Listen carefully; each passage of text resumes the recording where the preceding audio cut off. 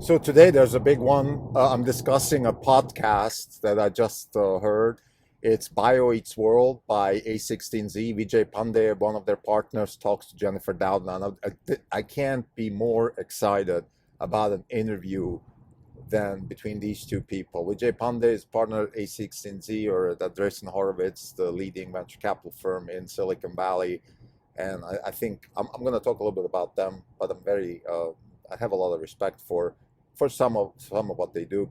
And then Jennifer Doudna, Nobel Prize winning biologist and co-inventor, co-developer of the CRISPR technology. So I couldn't be more excited about this interview. I want to discuss this interview and some of the insights that I got from there. This is the Not Even Wrong podcast. It's February 26, 2021. This is Cryptelco. For the day, the fund is up 60 basis points. The market's up 40 basis points. For the year, we're down 1.9%. The market's up 3%. We're underperforming by 4.9%. The market's still open, so these numbers could change. Let's get right into the interview. So Jennifer Doudna is by any stretch of imagination, I mean, Jennifer Doudna is just one of those people that excites me because she crosses the chasm between academia, engineering, and business. And that's it. In a nutshell, that's it. That's what excites me the most. That's what Orange Capital Partners is all about. That's how we think we can generate wealth. It's when scientific know-how, when scientific knowledge can be morphed into engineering and then business. Our mission is to generate wealth by investing in fundamentally new concepts and engineering practices with large impact. And Jennifer Doudna is one of those people that has catalyzed her field to become exactly that, a fundamentally new concept and engineering practice with large impact. So Vijay Pande, on the other hand, is a partner at A16Z. Now, I have a lot of reservations for Silicon Valley. This is a whole episode on its own. I think there is a lot of elitism. There is a lot of complacency. It reminds me a lot of Wall Street, where I spent a big part of my early career. So there's a lot of I don't know if there's a word for that, but you claim all the wins and you blame the market for your losses, kind of thing. But having said that, I think what Andreessen Horowitz is doing is there's a lot of good things that they're doing, and one of the most important thing is that a lot of their people, they still have their feet on the ground. They still are people, engineers, scientists, people that learn. I can sense the humility, and this is the most important thing, and this is exactly what gets lost when you have success. It applies to everything: sports, business, athletics. It's of course also part of the hedge fund business. So this is not something I want to blame Silicon Valley or anything particularly. But anyway, I think Andreessen Horowitz has, the firm has been able to keep that. And Vijay Pande is, I would say, the best proponent of it. He has enormous amounts of achievements on his resume. I don't want to go into that. But what's most important, I think he still talks like a person that is curious, interesting, smart, and like a person. He's not some scientist. He doesn't throw acronyms at you. Sometimes a little bit when he's a bit uncomfortable, particularly, let's say, when he talks to people like Doudna. But even in this interview, actually, Doudna also herself, again, a very humble person. Given her achievements, she still has her feet on the ground. So the interview was also very natural. There was a little bit of bragging and throwing of acronyms, but it's really very little compared to many other interviews that I can list where people just go and throw and so on and so forth. So here are the insights from this interview. What's really most important? I think there's two things that are most important. Doudna says it again. CRISPR is fundamental. It's like the transistor, but we need to solve the delivery problem. So this is one of the main things that we as investors also are very, very focused on. This is how are you going to solve the delivery problem? The delivery problem in CRISPR is, well, you have a technology, you know how to you know how to edit the genome of cells. So, but how do you get the actual technology to the cell that you want to change? So some of that has been done, for example, with the liver, with the eyes, in the sickle cell domain. It's possible, but there's many other areas that we could have much more success in healthcare if we had solutions for the delivery problem. One of our portfolio companies in particular, which is Intelia, is working on new ways to solve the delivery problem. Just most recently, Beam Therapeutics also bought a company that works on the delivery problem. So the delivery problem is still something that needs to be solved. Doudna actually said that she's even contemplating, or she would not mind, or let me say it this way, she sees potential for startups even in that field to start from scratch and really start thinking fundamentally about how to solve that problem. She talks a little bit about the risk of tunnel vision. So once you have a technology like CRISPR, or she compared it to imaging technology, computer vision, that started in 2012, actually same year like her technology was sort of introduced to the rest of the world in 2012, one of the big years of this century, I would say. So anyway, so we have this tunnel vision. Everybody's doing computer vision. Everybody's focused on this. Everybody's doing AI, and there's no new real fundamental research being done. So she's kind of criticizing that a little bit, and I think through the line saying that, for example, the delivery problem could be attacked from a fundamentally new perspective. So this is one of the insights. The other insight, I think, actually came from Vijay Pande, and he spoke about this, and this is very dear to my heart. He said that he thinks that he wants to tackle problems in the world, be it healthcare, be it energy, whatever it is, he wants to tackle it through a biology lens. And what he means with that is he wants to use what we call regenerative growth, or he wants to use biology not in a way that is unnatural but natural, and just use the engineering behind it to accelerate it. So in other words, for example, we have this ability to do photosynthesis. I mean, the nature has figured out how to do that. How can we engineer living organisms to do faster photosynthesis, to harness the energy of the sun? We have one technology, it's called solar power, but I guess there is much better technologies out there. It's very much in line with what Elon Musk is doing with Tesla, which is try to build a regenerative growth company, in a sense that you try to use, if possible, try to use not more but less resources to generate the growth. And ideally, you want to generate resources by growing. This would be the best of all worlds. So you harness the energy of the sun, which is the primary energy that we all have, and then you use it in a natural way by using technology, by engineered technology, of course, engineered life sciences, to harness the technology and harness the energy, and then use it for example, for the transportation or for other things that energy can be used for. So I think this was, and actually Doudna answered to his comments about this. Oh, very interesting. So I can see that something clicked in her head. Like this is interesting. This is I've never thought about it that way. Very interesting. So, and imagine this is a Nobel Prize winning scientist who was inspired by this thought. And I think this is a very inspirational thought. And I just want to dig a little bit deeper into this concept. So what does it mean, regenerative growth? What does it mean to grow with nature? I want to use a quote. I'm paraphrasing it. I don't remember the exact quote, from Jack London's book, The White Fang. And the book is about this wolf that is sort of being domesticated. And I think London's books are all about nature, human interaction, what is natural, what is not natural. All these big questions are being thrown out there. And then there's this line that says, the beast is the most effective when it's within its nature. So what that means is, for example, in the case I remember, I think it's White Fang, so this wolf, kind of wolf dog mix, that suffers being domesticated, suffers being put out of his habitat. But then when, for example, when the beast actually goes hunting, is really natural, is strong, and really goes with the flow, kind of thing. And I think this is how I feel about business, how I feel about engineering. If we can engineer systems that are harnessing nature, that are harnessing the flow of nature, and therefore generate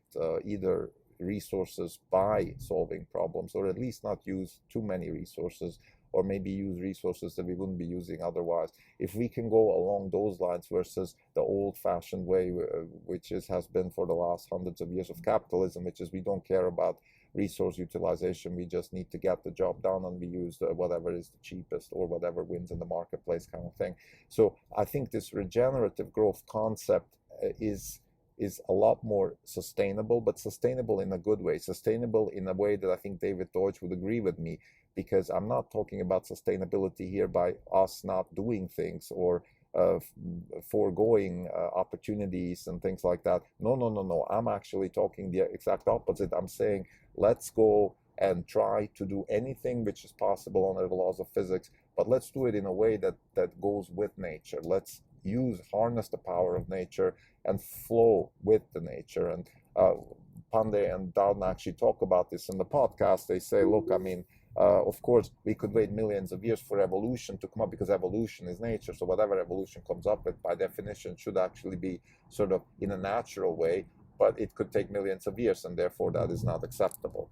So what I'm saying here is that I think we have this ability now with CRISPR, but not just with CRISPR. CRISPR is just the beginning. There are other technologies where I think natural forces, natural developments can be harnessed to the power of solving problems. Tesla is an example where the power of the sun is being harnessed, first of all through solar, but more importantly also through the storage of energy, and then being distributed through, let's say, used for transportation, used for factories, used for utilities, and etc., etc. I think another very important technology along those lines is the CRISPR technology, and this is exactly our portfolio. So it really aligns very well with our mission, with our thoughts, with our ideas, our philosophy, and therefore that's why this interview is so important. To end this episode, I just want to add two more things. This is a little bit out of context now, but I think it's a good how should I say, it's a good occasion to talk about this. And this is, what are the new fields we're looking at? There are new fields we are looking at, fields that really, really excite us. One field is quantum computing. Again, you're just harnessing the power of nature in a much more sustainable, much more efficient way. Unfortunately, our engineering is not there yet, so we need some time there. Then the other thing is the smart contract technology, blockchain technology.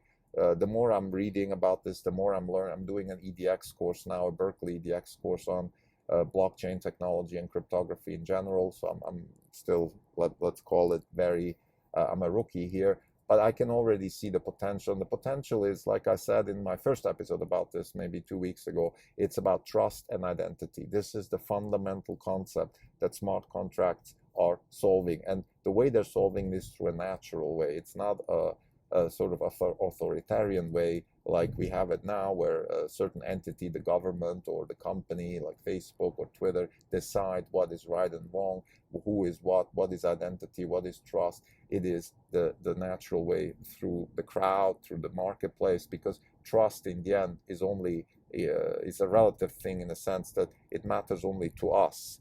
And a trust could be something else for some other, let's say, a robot or something. So we define what trust is, and we let then our interaction with the system through smart contracts define what trust is. I think there's a lot more interesting things here than just trust and identity. We spoke about the non-fungible tokens yesterday. Another very interesting concept, I came across the proof of burn concept in Bitcoin, which is very similar to the non-fungible token, where you can use a Bitcoin and then kind of burn it, but then use the actual script for something else. For example, you can say, I've just taken this Bitcoin and I've turned it into a proof of origin for my artwork. So I think what the non-fungible tokens are doing on the blockchain, on the Ethereum blockchain, is just probably a more efficient way of what Bitcoin already allows within the script with the proof of burn concept. I don't want to get too technically. This is not a technical podcast, so I apologize for that. I just want to highlight this unbelievable ability of smart contracts to become active in the marketplace, to talk to each other, trade with each other, and start solving problems that we haven't been able to solve so far with our existing legacy technology. So this is a very interesting area. Again, it is regenerative growth in a sense that it uses less, if not even produces resources by growing. Of course, there is the question of energy, and I also want to talk about this, but let me just finish the smart contract conversation. I think I see huge applications in the realm of digital identity rights, digital trust, and those areas, like I said, so basically Internet 2.0. And finally, I want to just make a little bit of a leap here and just talk a little bit about how we humans, or excuse me, investors, we're really, we do suffer tunnel vision. And it's a very interesting thing. So yesterday, one of the famous Tesla YouTubers tweeted, I think rightly so, Tesla was down 10%, everybody was depressed. So he asked this question: what is Tesla going to be in 10 years? And I think it's a very interesting question. It's exactly what investors should be doing when there is turbulence in the market. Let's think ahead. Let's not get gobbled up in this daily turmoil. And I thought about this. What's Tesla going to be in 10 years? And my answer is Tesla's going to be merging with Square and become a fully integrated blockchain technology provider from photon to transaction. This was my first thought. I thought, wow, what the hell does Tesla have to do with blockchain technology? And the point here is there's two things here. Number one, I think this is an unbelievably ubiquitous technology that Tesla will start harnessing more and more for their own purposes. And it's not just about the payment, them accepting Bitcoin for cars. That's just the first step. This is like when Edison put a camera in the theater to record what they're doing in the theater. Yeah, that's the first step. But then what did cameras do going forward? A lot more than that, obviously. And this is how we see this blockchain technology evolve. Tesla will start using blockchain technology for car-to-car vehicle conversations, negotiations between cars in traffic, negotiations between cars for things like parking and red light and things like that. Tesla will start using blockchain technology for AI. I can totally see the application of a blockchain type technology to actually improve the driving skills of the car. And then going forward, the energy question will become certainly a much bigger question, and that's where Tesla will kick in, because we believe that 10 years from now, the energy business of Tesla will be actually much bigger than the car business. And then just sarcastically, I also mentioned in that tweet that in the first quarter of 2031, Tesla actually finally closed the spin-off of the legacy car business. Of course, this was a little bit sarcastic. Not that I think the car business right now is not important. Don't get me wrong. I think the car business is absolutely key. But what I'm trying to say here is that it is about energy. It is about software, and I think blockchain technology and smart contracts can play a huge role in the future of robots, and Tesla is building robots, and therefore this is a very, very fruitful symbiosis that we expect to happen here. So to summarize, again, this podcast started with the conversation of Vijay Pande with Jeniffer Doudna, and it was a summary, not really a summary. I think the two most important things. One is Doudna says the delivery problem in Crispr is still the number one problem to solve. Second, Vijay Pande talks about regenerative growth and using align yourself with biology to solve problems. I think this is exactly in line with our thinking. I spoke about other areas that we're interested in, and one is quantum computing, and the other is the smart contract blockchain technology that we're working on. We don't have investments yet, unless you count Tesla already as an investment, because we expect Tesla to become more instrumental on that technology. We will monitor. We're staying away from buying Bitcoin, Ethereum, buying Coinbase, things like that, because I think the money and the speculative aspect of this is the least interesting thing. There's a lot more interesting areas to look at. The smart contract, solving issues of trust and identity on a broader scale. Those are the interesting things. We're looking for the Amazon of blockchain, the Tesla of blockchain, and we haven't found them yet. Maybe they're out there, maybe we just don't know. But what's important is also keep an open mind. Don't have tunnel vision now. Don't just get obsessed with how much is Bitcoin or things like that. That's not the point. The point is, what can this technology do? Smart contracts can do a lot. They can solve many, many problems that we already have. They will create new problems that will be solved. There is the beginning of a gigantic innovation stack, and that is the recipe for wealth creation. Thank you.